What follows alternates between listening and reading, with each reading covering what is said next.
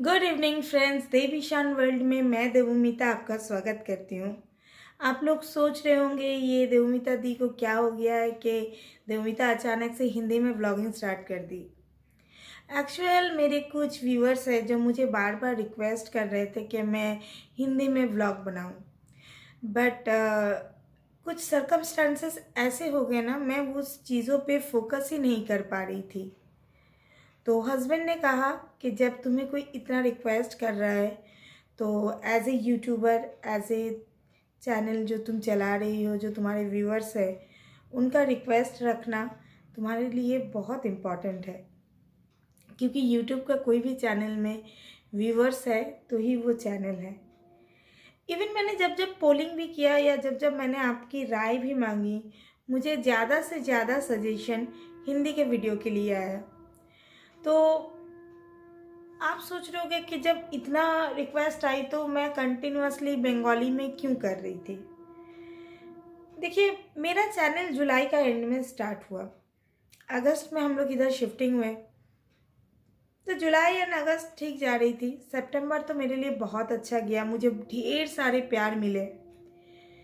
But अक्टूबर और नवंबर जो 2 month है 2020 में मेरे लिए एकदम डिज़ास्टर साबित हो गए।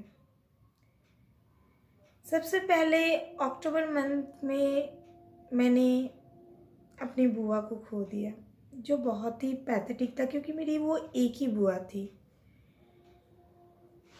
और बुआ जी के जाने के 15 या 20 दिनों के अंदर बुआ जी की जो समधन है, मतलब मेरी बड़ी भाभी की जो मम्मी जी हैं, उनका भी देहांत हो गया। मतलब इतना सुनने में ख़राब लग रहा था कि किसी घर में जस्ट 15-20 दिन पहले ही एक दुखद घटना घटी है, फिर 20 दिन बाद अगेन ऐसा चीज़, बहुत पैथेटिक है। उसके बाद मेरी खुद की तबीयत इतनी ख़राब हो गई, मतलब जो दर्द, जो पेन मैंने उस टाइम सहा, मतलब मुझे तो लग रहा था कि मुझसे अब नहीं होगा।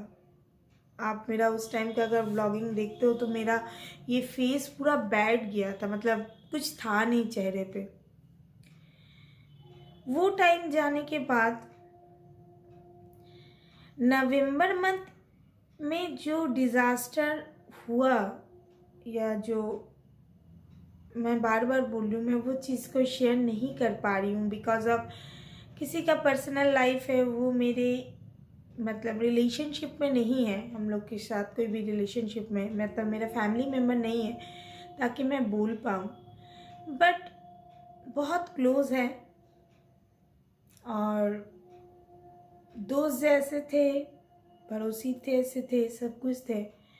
और जो इंसिडेंट हुआ जिन किसी का जाने का, बहुत पैथेटिक थे।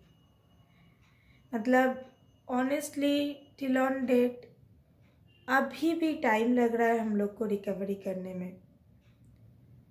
तो मैं ये 2 मंथ अपने व्लॉगिंग के ऊपर बिल्कुल भी फोकस नहीं कर पाई।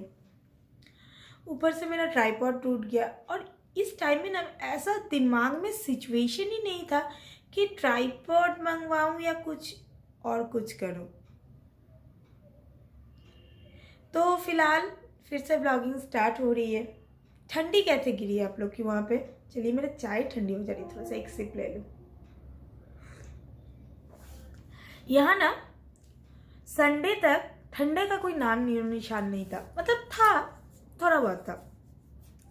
मंडे दोपहर को मैं खाना खा के उठी, देन मेरे को ना एकदम शिवरिंग टाइप का लगने लग गया कि नहीं अब बहुत ठंडी लग रही है। मैंने चादर उड़ाया तो उसमें ठंडी नहीं गई। देन मैंने ईशान को बोला कि नहीं चलो ब्लैंकेट निकालते हैं, फिर ब्लैंकेट निकाले ना तो मस्त वाली नींद आ गई दोपहर को।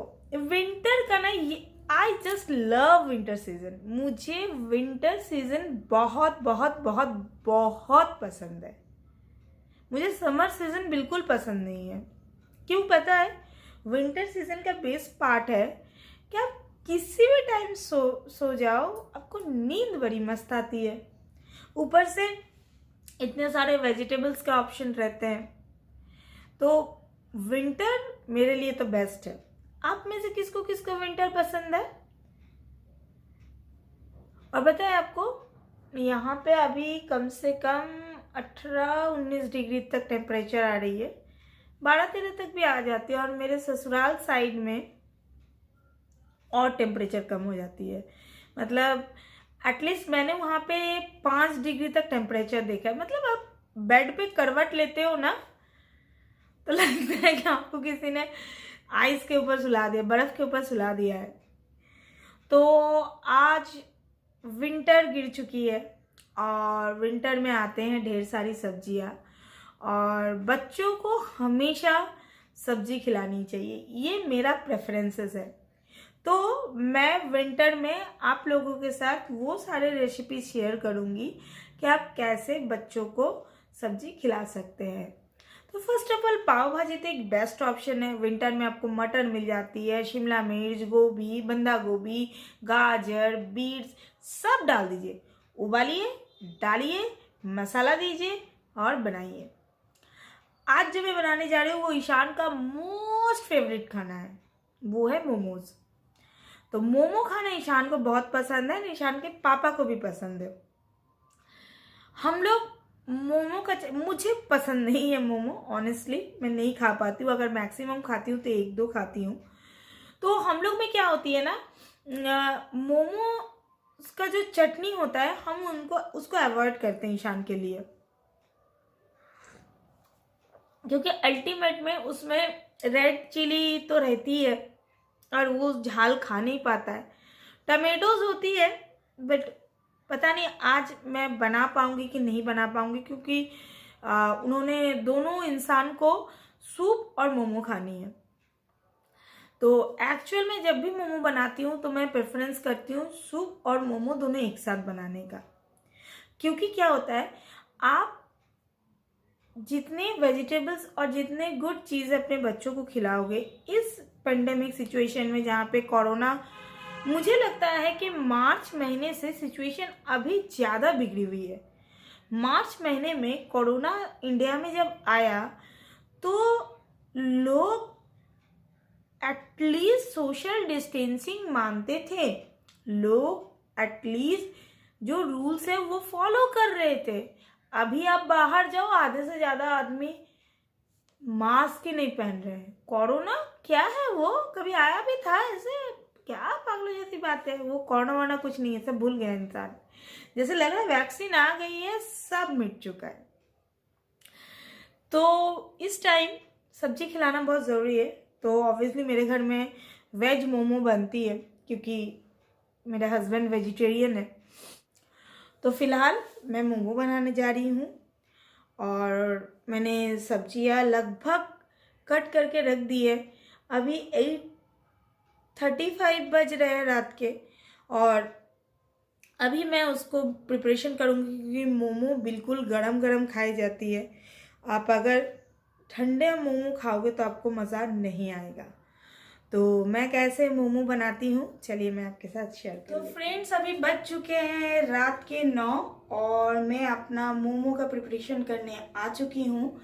तो फर्स्ट ऑफ ऑल, मैं जो सबसे पहले बनाऊंगी वो है मोमो का सूप। तो इसके लिए मैं एक बॉइलिंग प्रोसेस में करूँगी। मेथड क्या है वो तो मैं ऑब्वियसली शेयर करूँगी आप लोगों से। और बेस्ट होगा इस विंटर में अगर आप ज़्यादा से ज़्यादा ये सूप कंज्यूम कर पाए। तो इससे क्या होता है कि बच्चे को डायरेक्टली हेल्दी चीज़ मिलेगी, टेस्टी भी होगी और वो मज़े से खाएंगे भी। तो चलिए सूप बनाना स्टार्ट करते हैं। सूप बनाने के लिए मैंने जो यहाँ पे सबसे पहले किया है, मैं एक पतीले में गर्म पानी चढ़ा दे रही हूँ। उसके बाद मोमो का डो बनाने के लिए मैंने यहाँ पे ले लिया है 2:2 का रेशियो। 3% मैंने यहाँ पे आटा लिया है, 2% मैंने यहाँ पे मैदा लिया है। अब इसके अंदर मैं डालूंगी थोड़ा सा नमक और थोड़ा सा चीनी और अच्छे से इसको मिला दूंगी। पानी यहाँ पे हमारा अच्छे खासे बॉईल हो गया है। यहाँ पे खड़े मसालों के लिए मैंने गोलकी और लौंग डाली है। आप चाहे तो लौंग स्किप कर सकते हैं। अब मैंने यहाँ पे अदरक, प्याज और लहसुन का एक पेस्ट बना के रखा था, जो मैं 2 टीस्पून डाल रही हूँ। इसके अंदर मैं 2 और 3 स्पून ऑयल डाल रही हूँ। मैंने यहाँ पे मस्टर्ड ऑयल का इस्तेमाल किया है, आप चाहे तो वाइट ऑयल या घी भी दे सकते हैं।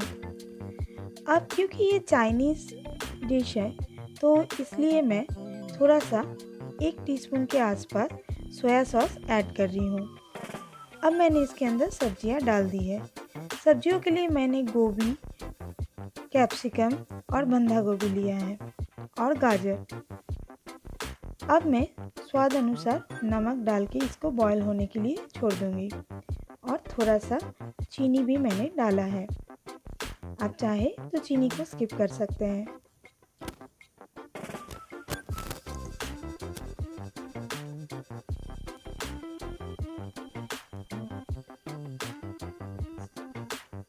सूप यहाँ पे बॉईल हो रही है।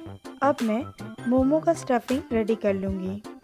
इसके लिए मैं पैन में पहले थोड़ा सा वाइट ऑयल दूंगी। मैंने यहाँ पे सनफ्लावर ऑयल लिया है, आप कोई भी वाइट ऑयल ले सकते हैं।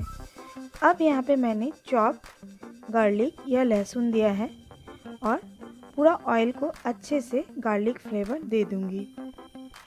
अब चॉप अनियन या प्याज, बंधा गोभी और गाजर दे दूंगी। यहाँ पे आपको स्टफिंग को बहुत ज़्यादा पकाना नहीं है, जस्ट सब्जी अपना पानी छोड़ देगा और पानी छोड़ने के बाद वो जैसे ही सूख जाती है स्टफिंग रेडी हो जाएगी। अब मैंने यहाँ पे नमक डाला है,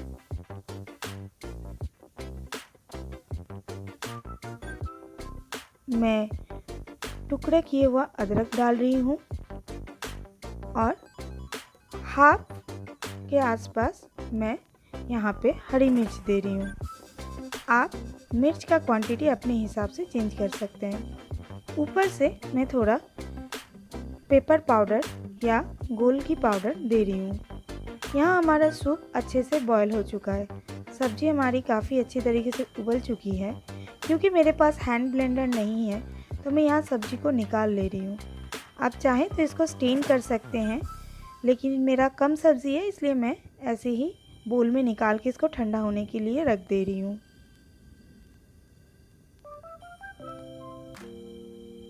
अब मैंने यहाँ पे मोमो का डो रेडी करना स्टार्ट कर दिया है।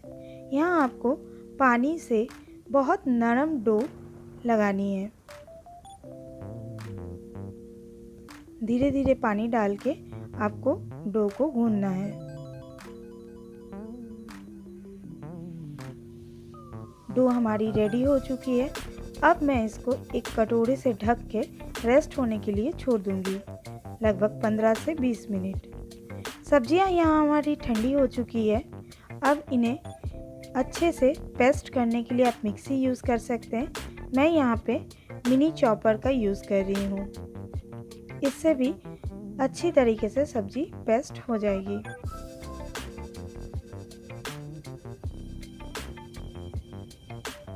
हमारी सब्जी बहुत अच्छे से पेस्ट हो गई है। अब मैं इसे फिर से दोबारा से सूप में डाल दूंगी और बॉईल कर लूँगी। जैसे कि आप देख रहे हैं हमारे मोमो के लिए tasty, yummy and healthy soup तैयार हो चुकी है। अब मैंने फिर से सूप को दूसरा पतीले में ट्रांसफ़र करके मैं वो पतीले में गर्म पानी चढ़ा दूंगी। मोमो की डो हमारी अच्छे तरीके से रेस्ट ले हो चुकी है और एकदम सॉफ्ट डो लगी है। अब मैं छोटे छोटे पेड़े काट लूँगी।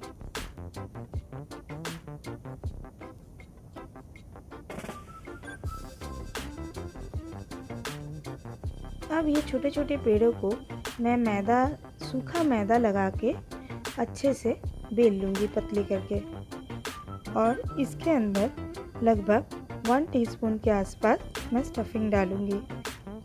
मैंने यहाँ पे इजी शेप दिया है, अगर आपको और किसी की तरीके की शेप देनी है तो आप दे सकते हैं।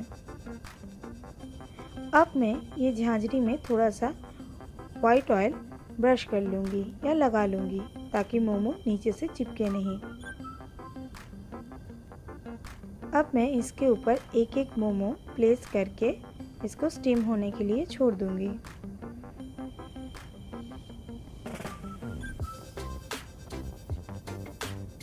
लगभग 10 मिनट स्टीम होने के बाद ही मोमो बिल्कुल तैयार हो जाते हैं।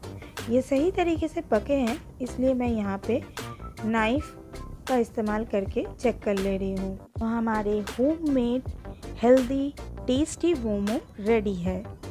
आप ज़रूर इस रेसिपी को ट्राई कीजिए और मुझे बताइए ये कैसी बनी है। बहुत इजीली आप अपने फैमिली के लिए ये डिश बना सकते हैं।